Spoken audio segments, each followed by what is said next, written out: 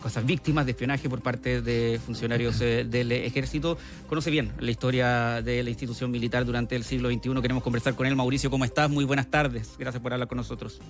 Buenas tardes, un saludo grande. Hola, Mauricio. Hola. Mauricio, tú investigaste a fondo lo que fue el caso de malversación de fondos por los gastos reservados del cobre entre el año 2010 y 2015. Los casos que hemos visto durante el último tiempo, sin duda, son de naturaleza distinta, ¿no? El tráfico de drogas no es lo mismo que la malversación del fondo, pero quería preguntarte si tú haces alguna conexión o una separación total entre los hechos que ocurrieron antes y los que están ocurriendo ahora. Bueno, yo creo que los casos estos de drogas son un reflejo del país, de lo que nos está pasando como país. Y yo creo, es una tesis mía, ¿no?, de que efectivamente el hecho de que no hayamos sancionado ni la corrupción ni el narcotráfico como debía ser, facilita que este tipo de situaciones ocurran, ¿no? Evidentemente, hemos vivido un largo periodo, unos 10 años quizás, de impunidad, 10 años en que la corrupción política o la corrupción empresarial no son sancionadas o reciben sanciones que son un poco irrisorias, ¿no? Una situación que ha provocado malestar en la ciudadanía, ¿no?, que se ha expresado de distintas formas. Y yo creo que lo que está ocurriendo hoy día en el ejército no es una sorpresa. No sé si se acuerdan, pero hace 6, 7 años atrás, antes incluso del estallido, yo publiqué unos audios de una conversación del comandante en jefe del ejército de esa época, claro, un discurso que él le dio a toda la oficialidad de Santiago, en la que reconocía, ¿no?, que había ventas de armas, ¿no?, que había oficiales incluso involucrados en la venta de armas hacia el crimen organizado, hacia la delincuencia. Eso han pasado 6, 7 años, o sea, nadie puede estar sorprendido de lo que estamos viendo hoy día. Eso fue un discurso, en un discurso lo reconoció abiertamente el que era entonces comandante en jefe del ejército. Han pasado 6, 7 años y hoy día ya vemos que no son solo armas, sino que además empiezan a transportar drogas.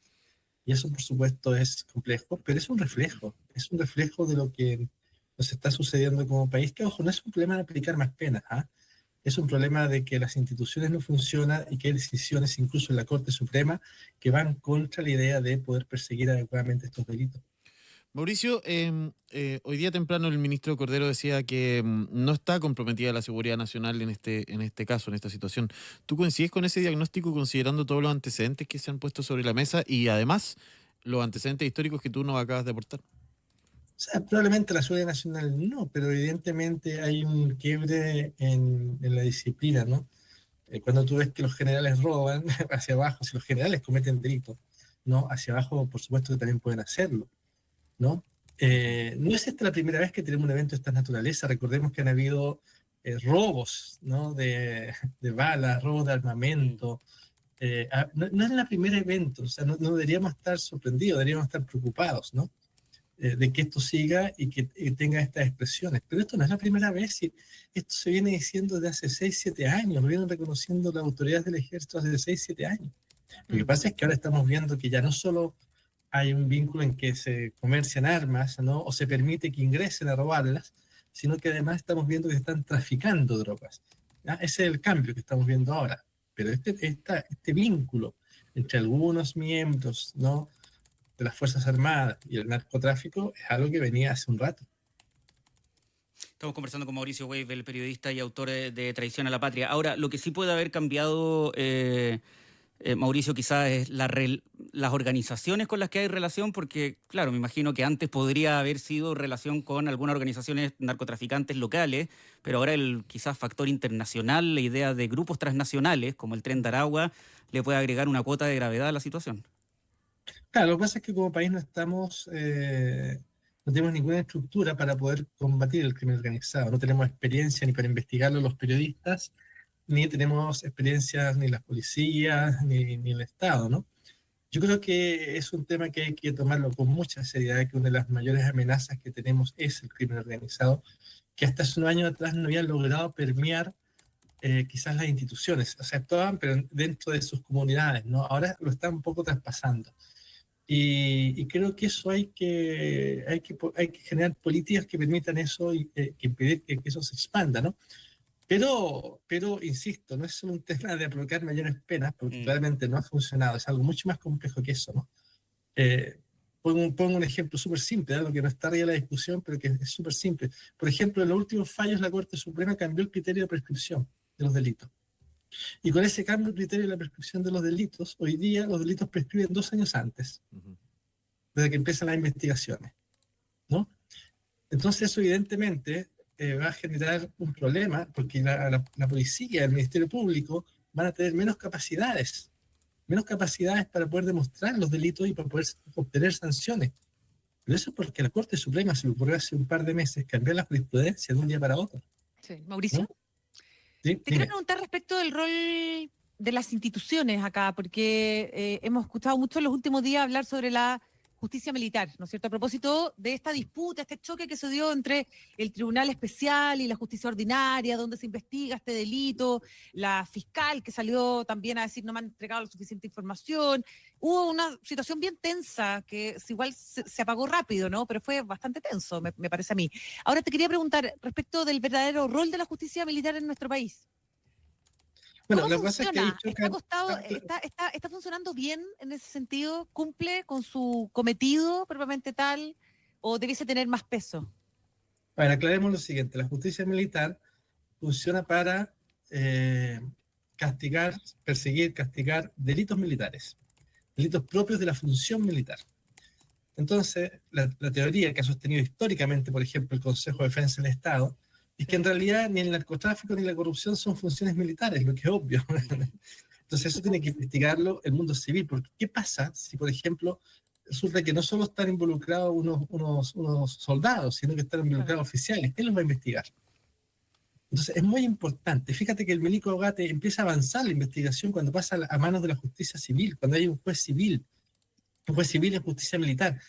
Es muy importante que estos delitos los investigue el mundo civil porque no sabemos qué hay detrás, ¿no? Y segundo, por un tema de jurisprudencia, porque no son funciones militares. La justicia militar es para ver temas de funciones militares, que faltó el mando, Claro, que no declaraba los prestigios, en que fin. no es el caso, digamos.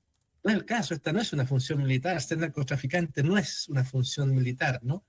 Ahora, Mauricio, Eh, en la misma línea, ¿se abusa o se podría abusar hoy día, como están construidos y constituidos los tribunales, de la justicia militar justamente para proteger a ciertos uniformados de Bueno, eso enfrentar delitos comunes?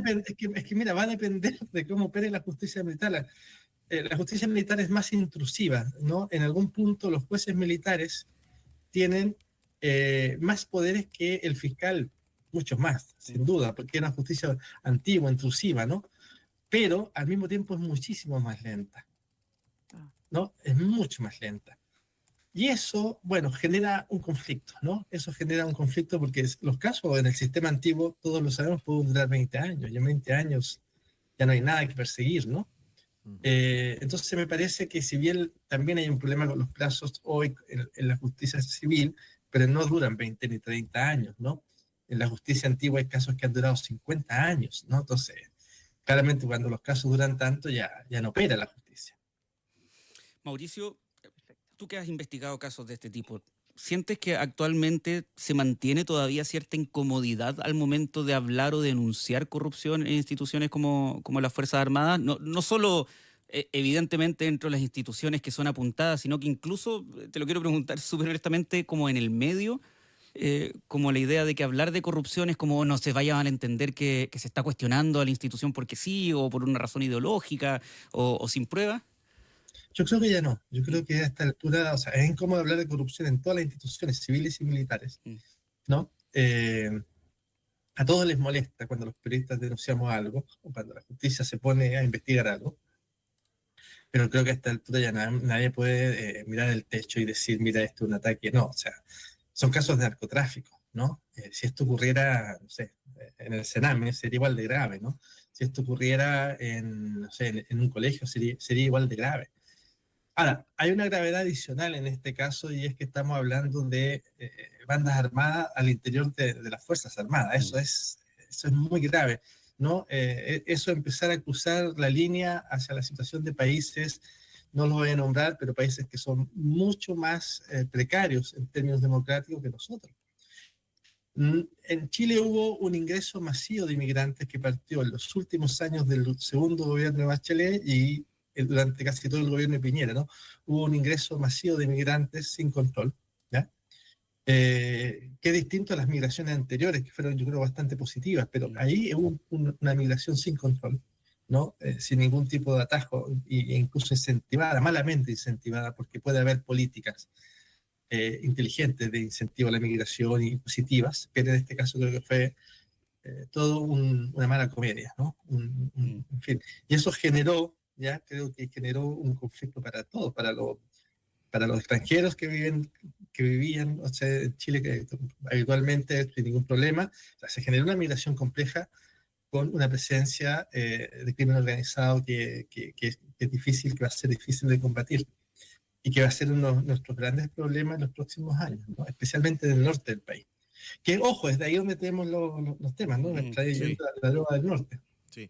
Mauricio, ¿qué se hace con esto? Porque no es primera vez, digamos, que se discuten temas no solamente de este tipo, sino que relacionados al ejército o a las Fuerzas Armadas, donde hay esta suerte de cúpula de hierro, ¿no? De protección interna, que es transversal, digamos, que atraviesa todas las ramas del ejército y de las Fuerzas Armadas.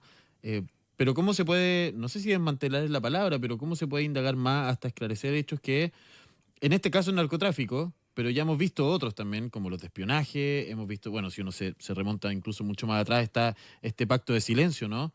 Donde hay un montón de cosas que el país no va a saber y que ya no supo probablemente. Pero ¿cómo se atraviesa esta cúpula de hierro en cuanto a una investigación que involucra temas tan sensibles, como en este caso, funcionarios involucrados con narcotráfico o con crimen organizado?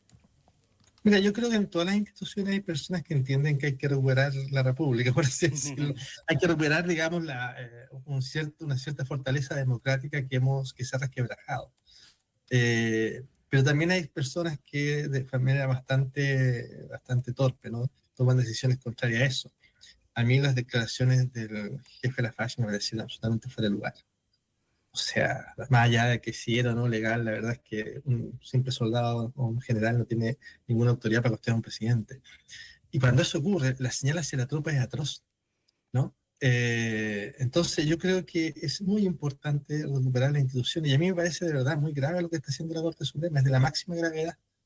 Nadie está apuntando a la Corte Suprema, pero la Corte Suprema hoy día ha tomado una decisión que es tremendamente grave, que es cambiar la jurisprudencia respecto a la prescripción. Entonces, cuando un delito prescribe a los 5 años, ¿ya? La decisión de la Corte Suprema, que es decir, que se suspende la prescripción solo cuando se formaliza, significa que hoy día la Fiscalía podría tener hasta 6 meses o 3 meses para investigar un delito grave. Es muy grave lo que está haciendo la Corte Suprema, porque no sacas nada, absolutamente nada con subir las penas si la Corte Suprema está decidiendo que no hay tiempo para investigar, al cambiar el criterio de la prescripción. De hecho, hoy día una de las mayores amenazas para la investigación de estos crímenes es el cambio de criterio de la Corte Suprema. Es de lo más grave que hay. Mauricio Weibel, periodista y autor de Traición a la Patria. Muy interesante conversación. Gracias por haber hablado con nosotros esta tarde en Radio Infinita y hasta la próxima, pues.